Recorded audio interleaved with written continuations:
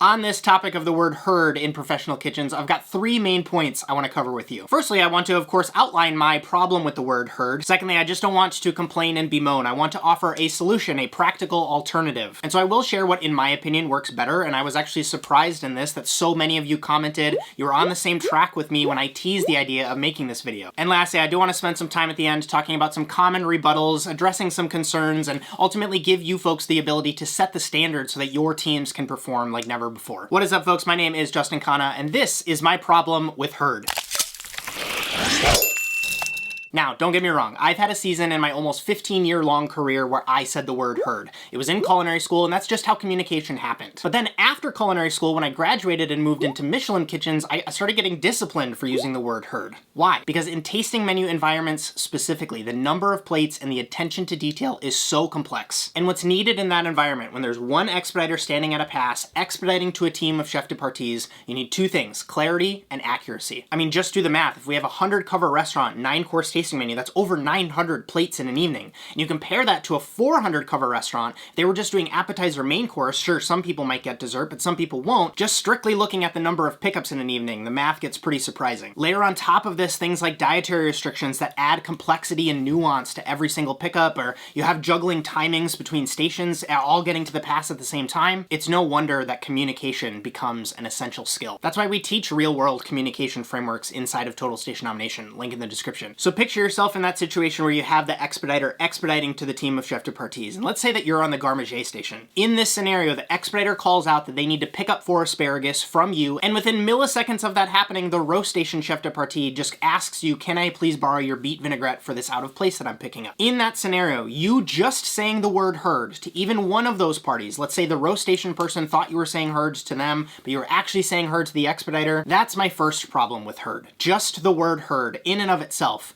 does not provide enough clarity. Yes, there's obvious nuance to this, I'm gonna touch on that in a second, but secondly, kitchens are loud places. You got pans, utensils, plates, the freaking hood over your head. If an expediter in the flow of all of the chaos of a service said, let's pick up 9 buns, 2 by 3 by 4, 1 is gluten-free, there are actually 4 distinct pieces of information in just that one sentence. First, we have the action. The action is pick up. This is not ordered in, this is not your out on, this is fired right now. Secondly, you have the total number of buns that you're picked up, and that number is 9. Third, you have the breakdown that becomes incredibly important depending on how your flow of service goes, so that is 2 by 4 by 3. And thirdly, we have a modification that takes the form of an allergy in this pickup where one of them is gluten-free. Sure, I can understand in most cases where the kitchen is relatively slow, or it's just a conversation between you two, or you're relatively close in proximity to one another and the body language is expressing that yes, this person is talking to me. Saying just the word heard might work in that scenario. It's proven to work. It works in kitchens that you're probably working in right now. But my gripe stems from, and the problems arise from, even one of those pieces of information being misheard. And I've certainly experienced that when you give this broad brush confirmation, it can cause errors that start to snowball. Anyone who's worked a service that is death by 1,000 paper cuts knows what this feels like. I'll give you another example. What if the expediter stumbles the expediting? What this typically looks like, having expedited myself, is that you're looking at your tickets and you see 2 tables and you're saying, okay, let's pick up 5 lamb, and then you look at the timings, you look over at the front of house, you see that they're clearing something, and they pull a ticket a little bit closer and you say, actually, let's pick up 9 lamb. You being the one on the station, you might say heard, and that might mean you're gonna pass up 9 lamb, but that's what? Let's count. That's like my 3rd gripe with saying the word heard. When just saying the word heard is the MO, it causes this instinctual robotic response. Because everything is heard, regardless of the situation. And then you being the one on the station, because you don't have to be engaged with the callbacks and everything, you just kind of drone off, you say heard, and then you get to counting your portions and you're like,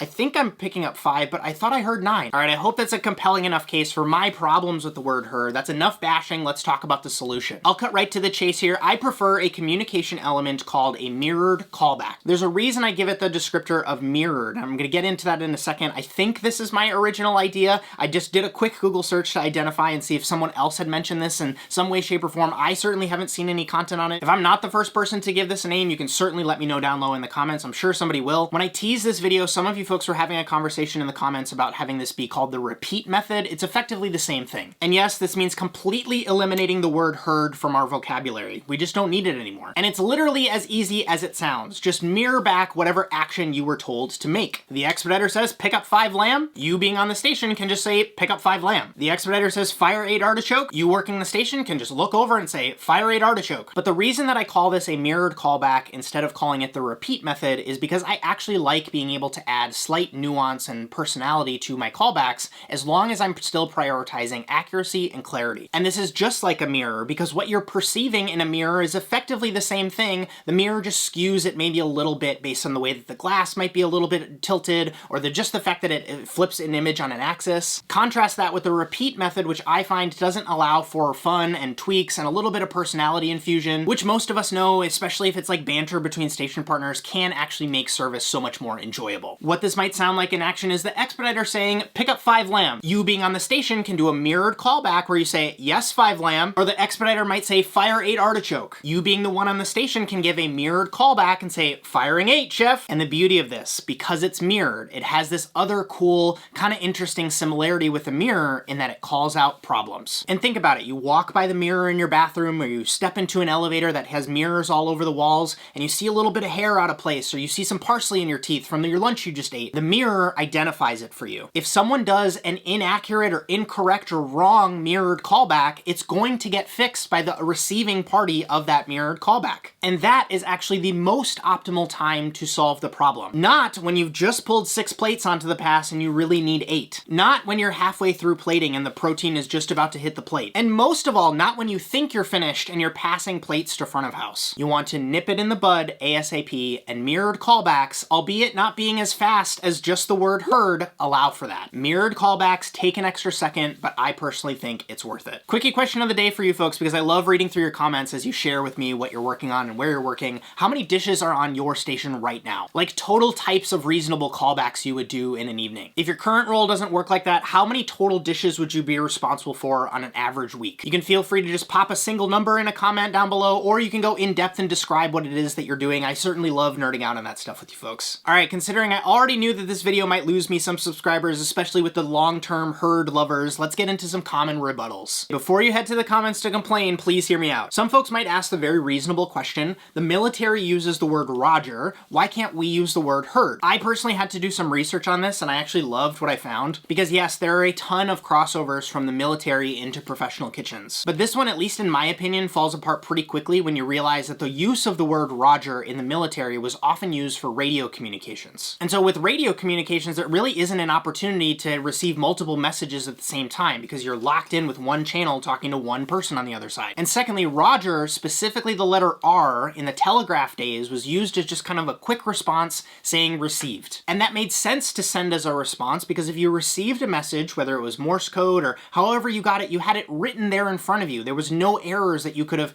possibly misconstrued with the message because it's right there. So to me, Roger and herd is kind of comparing apples to oranges. In fact, because this is more like a radio broadcast than anything else, it's probably actually okay for you to comment the word herd in the comments. I see you folks, fair play, fair play. Another rebuttal I hear is, Justin, it's just like the word behind, or it's just like sharp, or it's just like corner. And in my opinion, no, it's not. So quickie story, back in the early days of Total Station Domination, when I was still developing the program, I had this module called Kitchen Fluency, where I would teach these things called hazard labels, just so if someone was new to professional kitchens, they could learn these things like behind and corner and hot. And these words, these hazard labels, are often used as one-way communication elements. Said differently, the onus is on the person with the hazardous thing to communicate, and there isn't typically a callback that you'll receive for saying that. Two-way communication, on the other hand, is immensely different, and I find it benefits from a mirrored callback. Then I have the group of people who say, like, Justin, it's part of chef culture, or it builds camaraderie. And don't get me wrong, the feeling of an entire brigade just kind of rising up and saying the word herd, especially if it's like the last order of the night, being a part of that is a really cool feeling. It does build camaraderie. The other one is the cheeky kind of inside joke of saying the word herd outside of a kitchen, like if you're at the grocery store or at the gym with your friend. Yeah, it's fun, and I agree with you. But in the context of needing to perform to prevent problems and ensure success,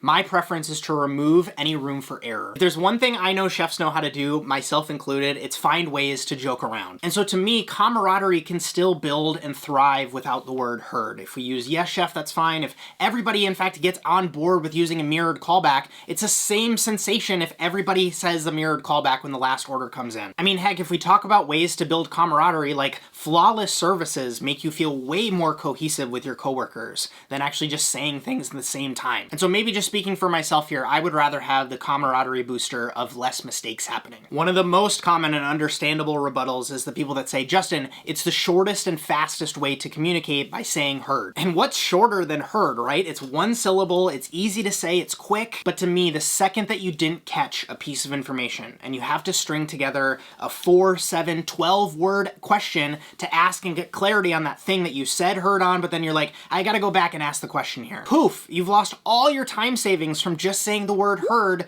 down the drain. It's gone. I was working with this food business once where their investor had this one saying and it really stuck with me. He said, don't step over dollars to pick up pennies. And to me, there couldn't be a better example of this. The chefs who want quick and ambiguous communication because like, look, Justin, it's saving me time. It's like they get a few seconds at the expense of minutes that they're gonna spend throughout their service, kind of correcting errors or asking for clarification. And that's just in communication. Let's not talk about actions when you have to redo the whole pickup because you didn't understand the expeditor properly. If any of this resonated, I've got a bonus for you. First of all, I would love a like and a subscribe on this video. I'd really appreciate that. And so I want to outline a couple of ways that I would love to continue helping you in your career. First off, you should subscribe to my top industry podcast. I know a ton of you folks love listening to that while you prep. I'm finally getting back into the groove of publishing those, and I have some really exciting chefs on the docket that I'm doing interviews for that. Next up, I have a free newsletter where I talk all about industry news. I basically remove all of the clickbaity stories and I curate the things that I only think are worth your attention. Plus, I scour the internet and all of the gear sites